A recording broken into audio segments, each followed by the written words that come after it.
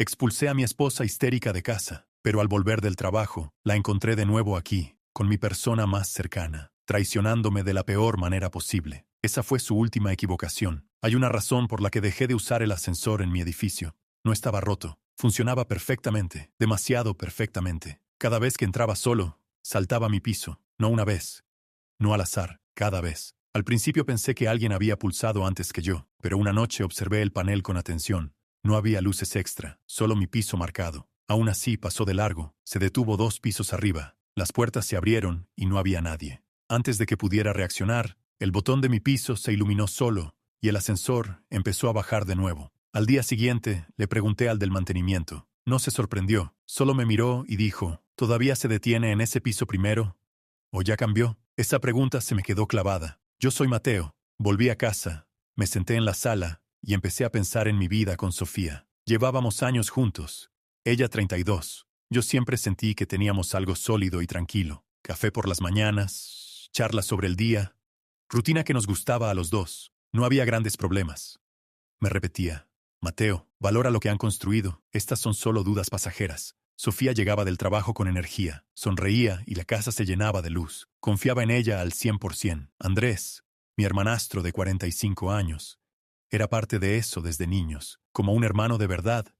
Venía a las reuniones familiares, se quedaba un rato, todo normal. Alguien en quien uno confía sin dudar. Pero después de lo del ascensor, empecé a notar detalles que antes ignoraba. No desconfianza todavía, solo una leve inquietud mezclada con el optimismo de siempre. Sofía a veces salía antes o llegaba más tarde por asuntos de familia, y yo me decía que eran cosas normales, que lo mejor era seguir cuidando lo nuestro. Preparaba cena, preguntaba por su día, quería que sintiera que yo estaba ahí. No quería hacer grande una rareza del edificio. Seguía creyendo que todo estaba bien. Recordaba nuestras noches hablando sin prisa, su risa fácil. Andrés pasaba de vez en cuando, y charlábamos los tres como siempre. Nada parecía distinto, pero esa pregunta del mantenimiento me rondaba. ¿Ya cambió? No quería que nada cambiara. Por eso decidí prestar un poco más de atención, no para acusar, sino para fortalecer lo que teníamos. Me repetía que las dudas eran pequeñas, y que con cuidado,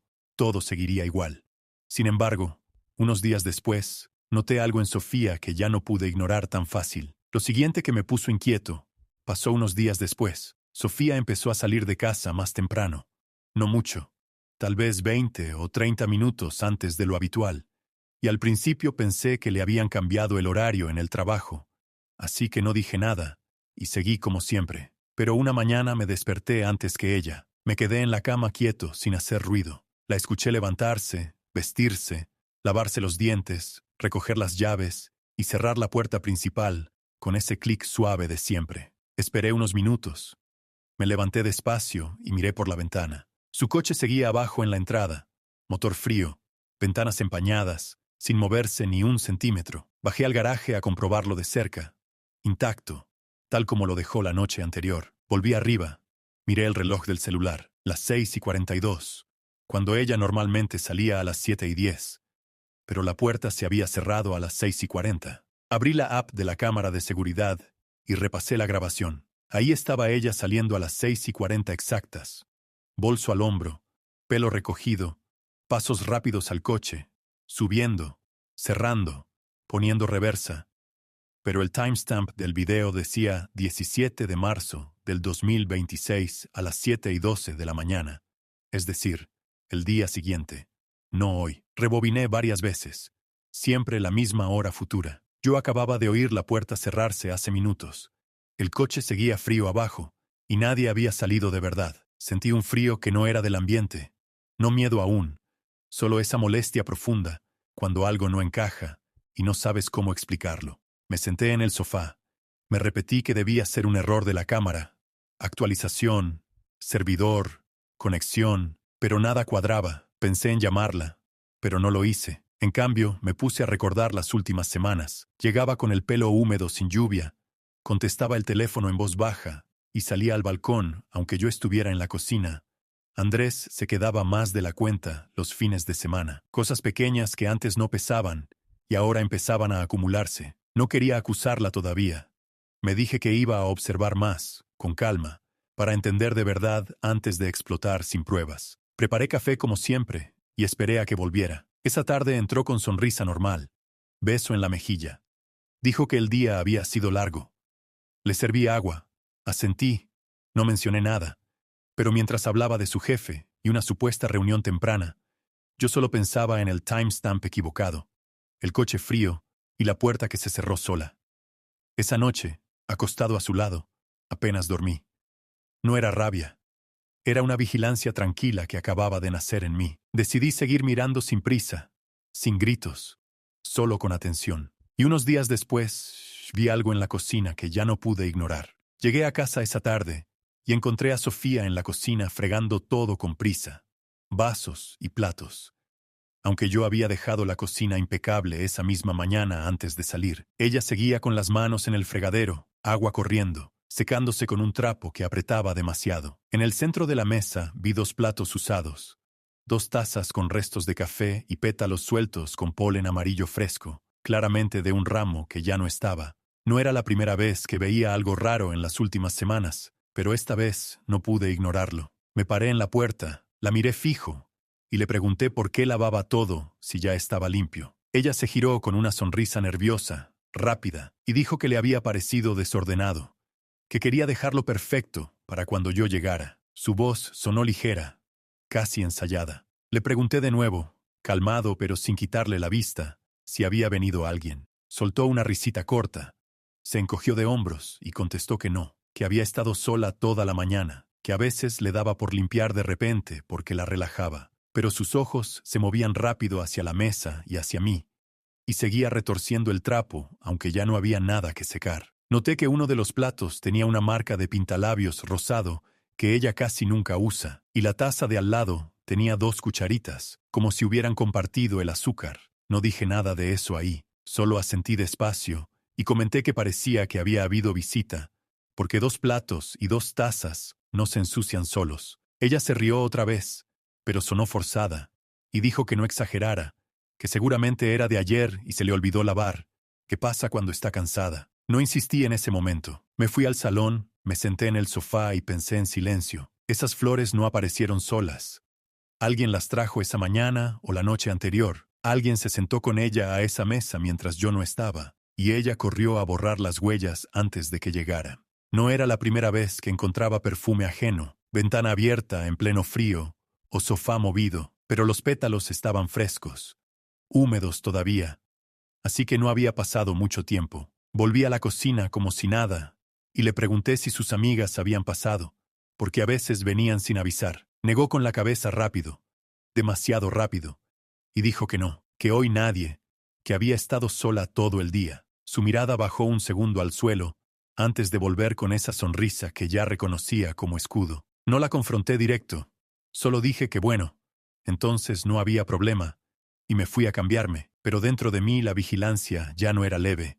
Se había vuelto constante, fría, precisa. Cada detalle empezaba a encajar con el timestamp equivocado de la cámara, el coche frío, las salidas tempranas sin sentido. No era paranoia, era observación pura.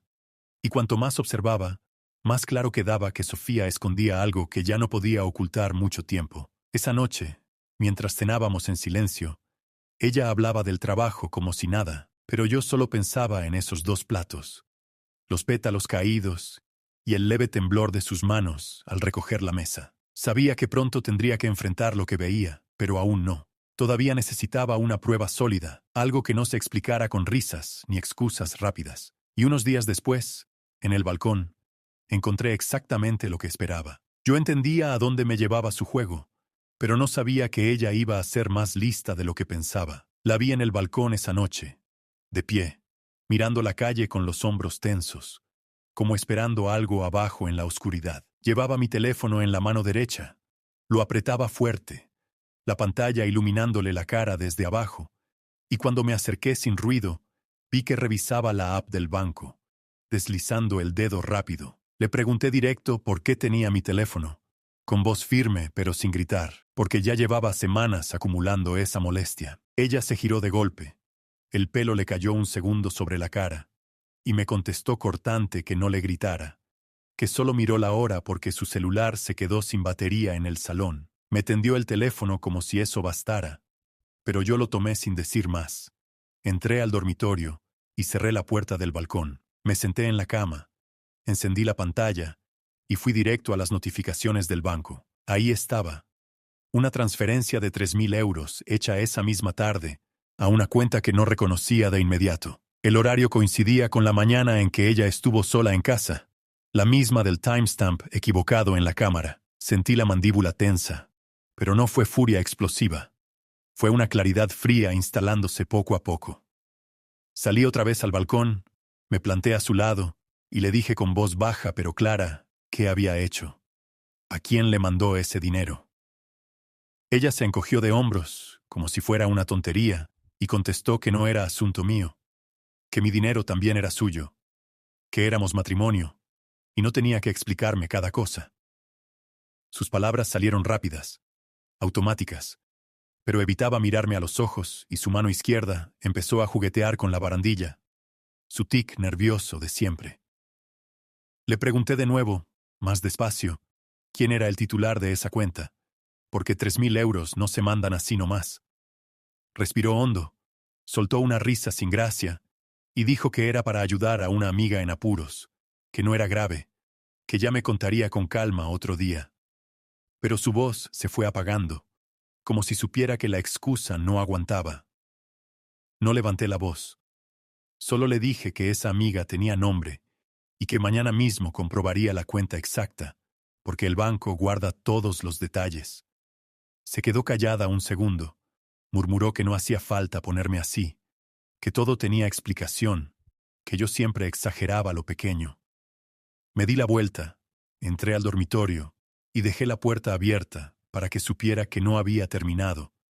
Pero esa noche no hablamos más. Me acosté mirando el techo, teléfono en mano, revisando el extracto una y otra vez. 3.000 euros, suficiente para un alquiler, un viaje corto, un regalo grande, y ella lo sacó sin decirme nada. La vigilancia leve se convirtió en certeza tranquila. Sabía que las piezas encajaban de una forma que dolía, pero también me daba calma, porque por fin tenía algo concreto. No la confronté esa noche. Iba a esperar el momento en que no pudiera escapar con risas ni excusas. Mientras ella seguía en el balcón, mirando la calle como si la noche se la tragara, yo ya pensaba en el próximo paso para confirmar lo que casi no dudaba. Unos días después, una notificación en su tablet lo dejó todo al descubierto de golpe. Lo más terrible es que yo pensaba que el siguiente paso me tocaba a mí, pero me ganaron. Me acerqué a Sofía en el salón esa tarde. Ella estaba sentada en el sofá con la tablet en las manos, la pantalla iluminándole la cara, mientras pasaba el dedo por encima, como si estuviera leyendo algo importante. Y antes de que pudiera abrir la boca, una notificación apareció grande en la parte superior del cristal. No puedo esperar a verte esta noche. No le digas nada. El mensaje se quedó flotando ahí un segundo, claro y directo, con el nombre del remitente visible justo debajo. Un nombre que ya había visto antes en el extracto del banco, el mismo al que habían ido los 3.000 euros. Ella se quedó congelada, el dedo suspendido en el aire, los ojos abiertos de par en par, como si acabara de darse cuenta de que el mundo se le acababa de caer encima. Yo no grité, no tiré nada al suelo, solo me quedé parado frente a ella y le dije con voz baja pero muy clara que me explicara eso ahora mismo. Aunque en el fondo ya lo entendía todo, solo estaba esperando que ella misma lo dijera en voz alta para que no quedara ninguna duda. Se puso roja al instante. La cara le cambió de color en un segundo y empezó a balbucear que no era nada, que era un mensaje de su jefe, que estaban organizando una cena de equipo sorpresa y que no quería que yo me enterara para no arruinar la sorpresa. Las palabras le salían atropelladas, una encima de la otra, y mientras hablaba, intentaba apagar la pantalla de la tablet con el dedo tembloroso. Pero ya era tarde. Yo había visto todo lo que necesitaba ver. Tomé la tablet de sus manos con calma, la tiré despacio sobre el cojín del sofá y le dije, sin alzar la voz, pero con una firmeza que no admitía réplicas, que nada de lo suyo se quedaba en esa casa a partir de ese momento, que recogiera lo que fuera suyo y se fuera. Ella intentó hablar varias veces. Las palabras se le enredaban en la garganta. Decía que era un malentendido, que yo estaba imaginando cosas que no eran, que por favor me calmara y que habláramos con tranquilidad, que todo tenía una explicación lógica si me sentaba a escucharla. Pero yo ya no escuchaba excusas. Me di la vuelta, fui al dormitorio, saqué una maleta del armario y la dejé abierta en medio del pasillo. Luego volví al salón y le repetí que empezara a guardar sus cosas, porque no iba a repetírselo. El aire en la casa se volvió pesado de golpe, como si todo el oxígeno se hubiera ido por la ventana abierta.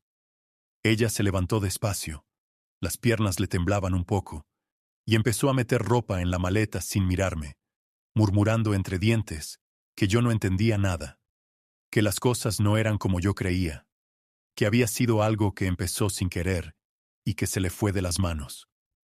Yo me quedé de pie en la puerta del salón observándola, sin moverme, sin ayudarla, solo esperando a que terminara. Cuando cerró la maleta y se quedó parada ahí con los ojos bajos, le dije que se llevara también todo lo que había comprado con el dinero que sacó de mi cuenta sin pedírmelo, porque ya no iba a compartir nada más con ella. Intentó acercarse un paso, levantó la mano como para tocarme el brazo, pero yo di un paso atrás y le dije que no había nada que tocar ni nada que arreglar con palabras. Abrió la boca para decir algo más, pero solo salió un suspiro largo y cansado. Tomé las llaves de su coche del mueble de la entrada, las puse en su mano y le abrí la puerta principal. Cuando salió al rellano con la maleta a rastras, cerré la puerta detrás de ella con un golpe seco pero controlado, no de rabia, sino de cierre definitivo. Me quedé un momento apoyado en la madera, escuchando cómo sus pasos se alejaban por el pasillo, cómo el ascensor llegaba y se iba. La casa quedó en silencio absoluto, un silencio que pesaba, pero que al mismo tiempo me dejaba respirar por primera vez en semanas. No había caos en mí, solo una claridad fría y tranquila.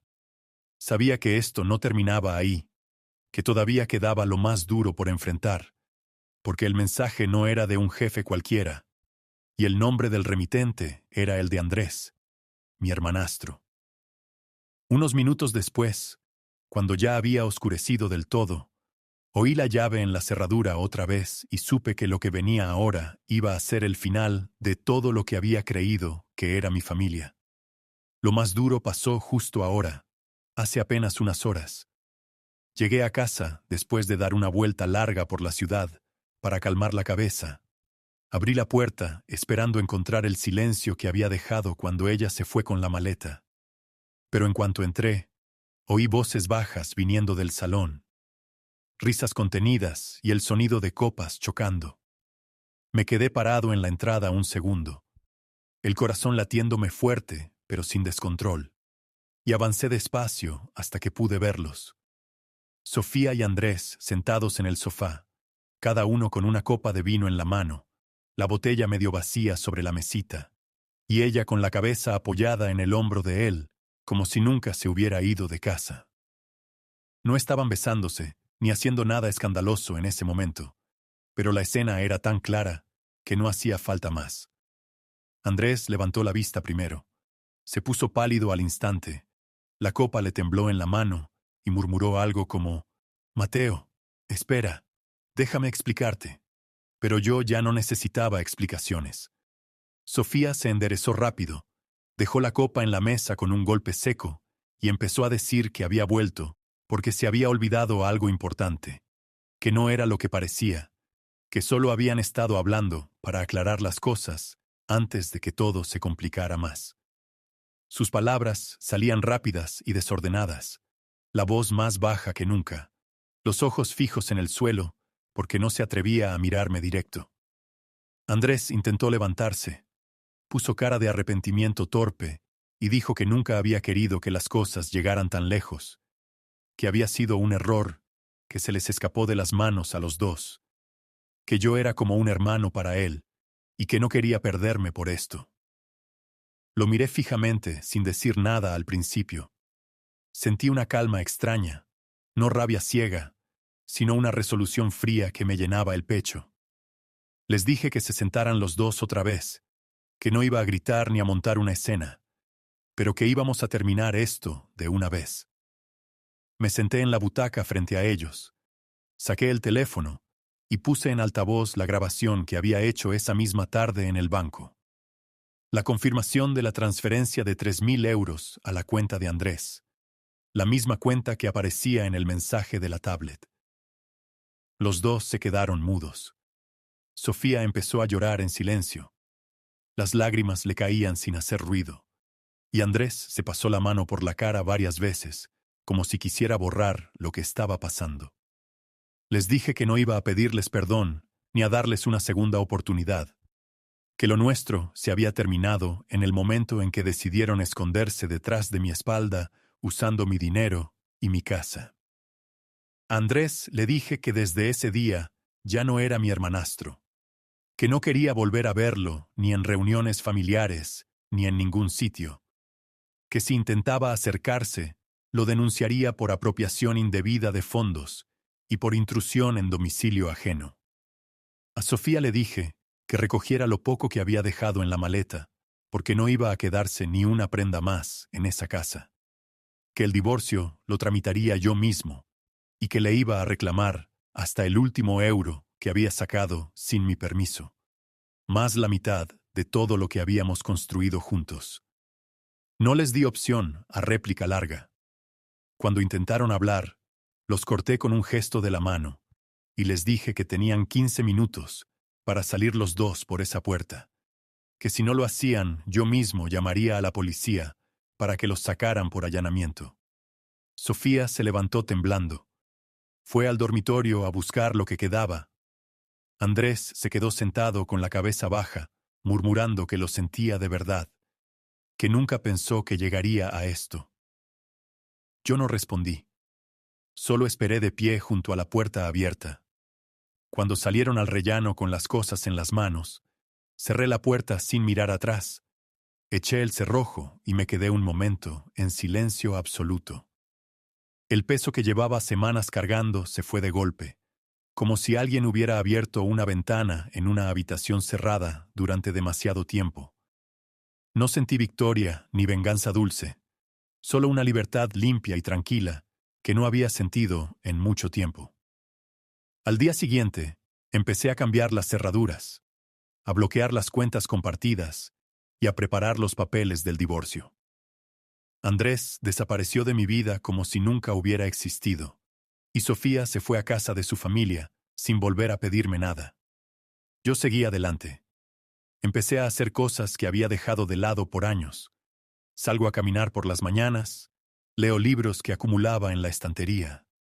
Hablo con amigos que no veía desde hacía tiempo. La casa ya no huele a traición. Huele a café recién hecho y a aire fresco. No digo que no duela todavía a ratos, pero el dolor ya no me controla. Ahora soy yo quien decide cómo seguir, y por primera vez en mucho tiempo, siento que el futuro es mío, completamente mío, y que va a ser mejor de lo que nunca imaginé. Querido espectador, por favor, califica la historia con un me gusta, deja un comentario y suscríbete al canal. Gracias a todos.